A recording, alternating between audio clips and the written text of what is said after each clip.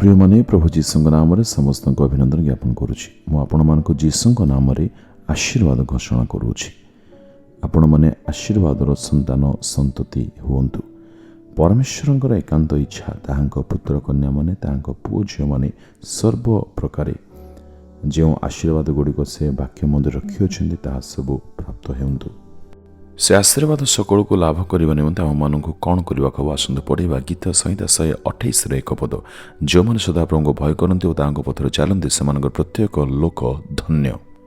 एठार ईश्वर वाक्य आम मान कौन कौच आम मैंने बहुत ध्यानपूर्वक पढ़ा दरकार पुणी ताहाकू बुझिक आपणाइबा दरकार।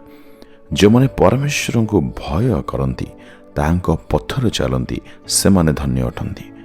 तेबे प्रश्न उठुछि आम मानक जीवन रे पारिवारिक जीवन रे आमे माने ईश्वर प्रति भय केते मात्रा रे अपना हृदय रे रखी जीवन को अतिबाहित करूछु। कौन आमे माने प्रकृत रे ईश्वर को भय करी जीवन को अतिबाहित करूछु।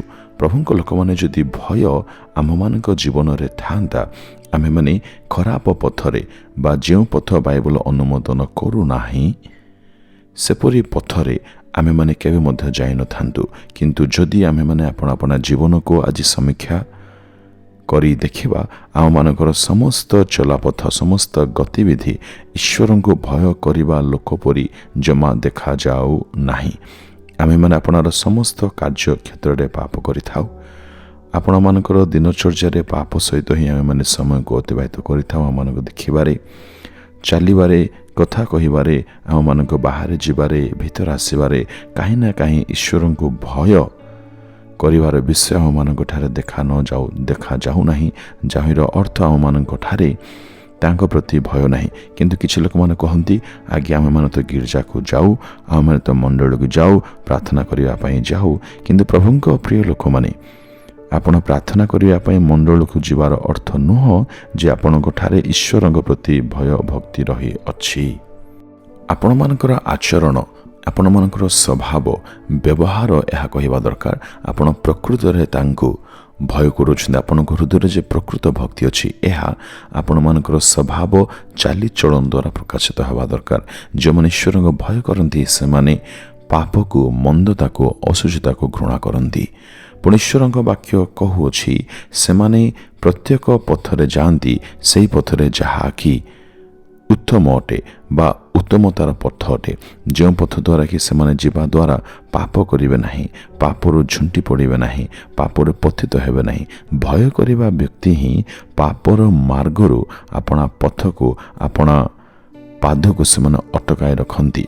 जो पथरे जीवा द्वारा ईश्वर को नाम गौरवान्वित हुए सही पथ को से माने क्यों माने अर्थात जो माने भय करती से पथरे ही से माने चलती जो पथ ईश्वर का वाक्य आम मान प्रकाश करी प्रदान करी अछि। आम मान पिता परमेश्वर विषय बाइबल अनेक कथा कहे से नम्र से दिनहीन मानक पई चिंता करती से विश्वस्त से पवित्र से प्रेमिक एपरि अद्भुत प्रभु। तेबे आज आम माने मध्य अपना परमेश्वर परि हेबा निमंते अपना जीवन समर्पित हेउ।